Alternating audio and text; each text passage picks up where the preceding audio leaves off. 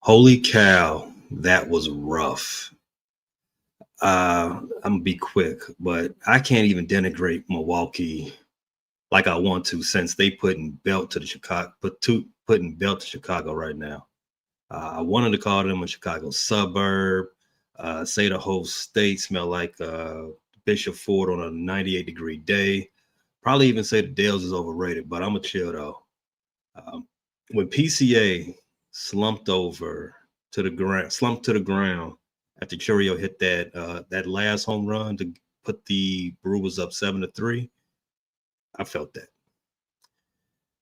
Cubs coming back to Wrigley down 0-2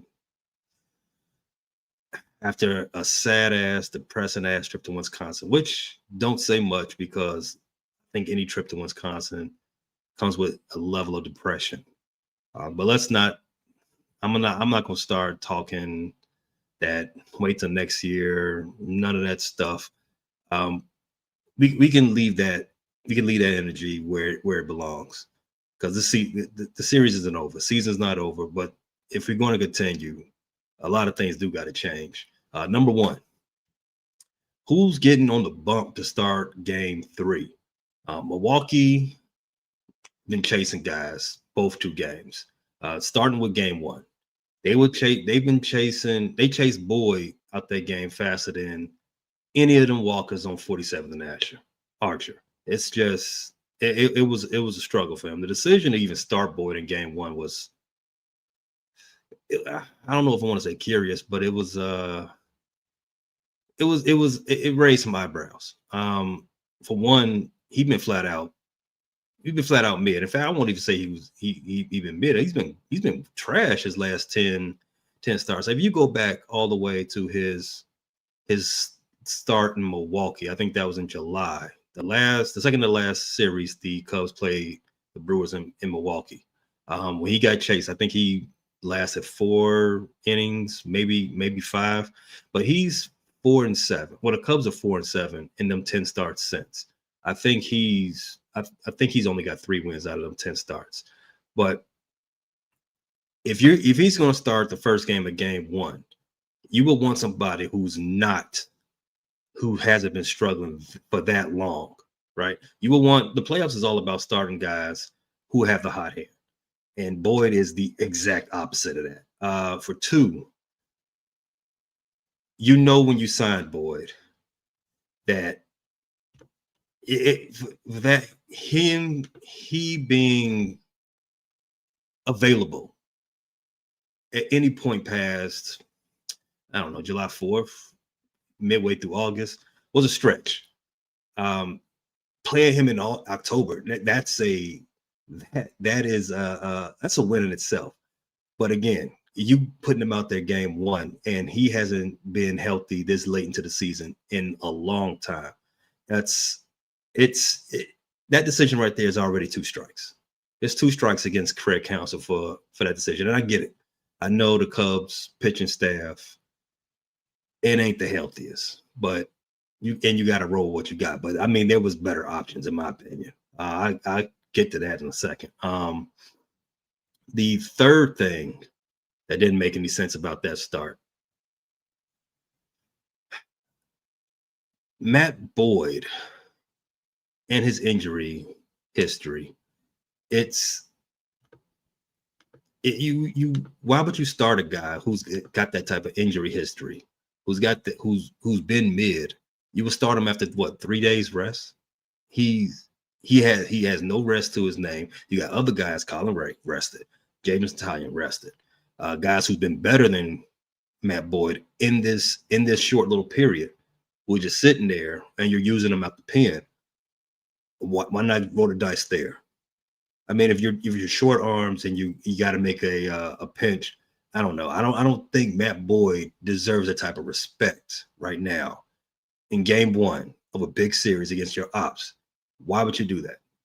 I'm not creative counsel. I don't manage a baseball team. I don't manage a professional baseball team or a little league team. But I don't know. I ain't the only one that was questioning that. And to anybody's credit, it didn't work out.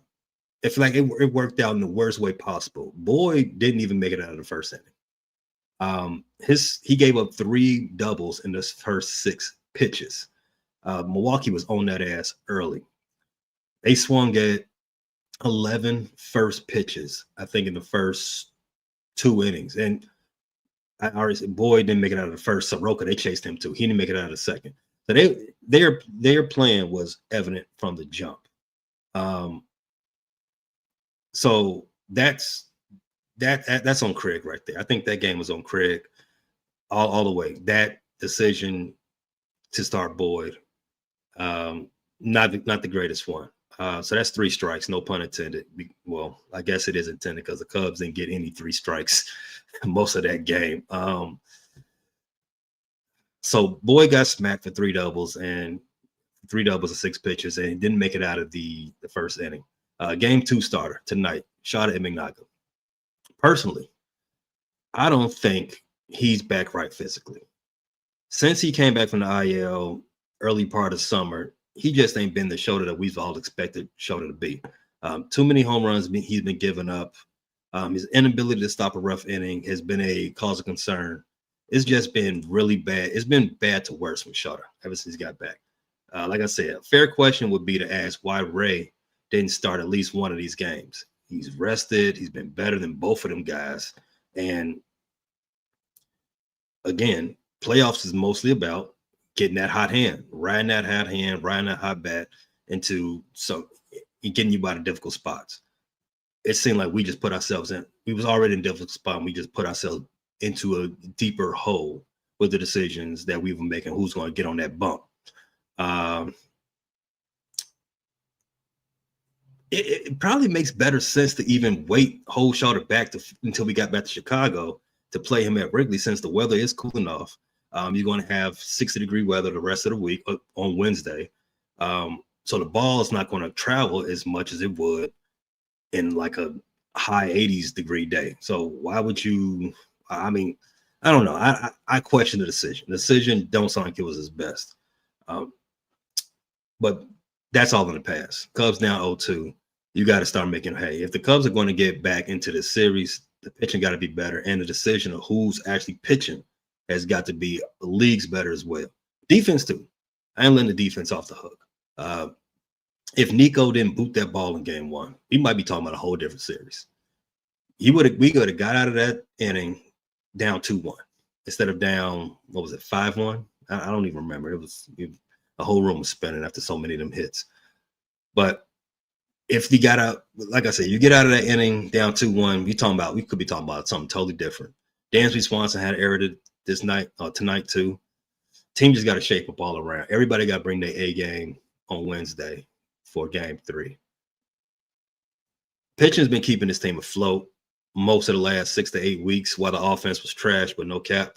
The offense has tried its best to get his team momentum this series. Michael Busch had that leadoff home run in game 1. Seiya had the 3-run home run in game 2, both in the first inning, but they got immediately canceled out once the Brewers took their half inning. It's that type of momentum swing is shocking. I don't blame the Cubs, the whole dugout, for being a little jarred in that moment. But again, everybody got to come out. I'm sure Tyon is going to probably get the call on Wednesday, and if so, we need a repeat from that game 3 performance he had just last week. It's about time PCA and King Tuck show up. If you want to get this series back to Milwaukee, you first got to win. You got to win one game first. And in fact, you got to start smaller than that. Let's just win the first inning. Do that. Hopefully it snowballs into some momentum. Retake control of this series, because I'm sure no one in America wants to see a Wisconsin team on the big stage. Fly to W. Thanks for listening to this latest episode from the Frustrated Chicago Sports Fan Channel. Don't matter if you listen to this on Apple Podcasts or Spotify, or watch it on Twitch or YouTube. Make sure you like, subscribe, share with a friend, hit the notification bell so you never miss a drop. And to all the guys from Chicago, we say 3 things: bear down, go Cubs go, and sell the team, Jerry.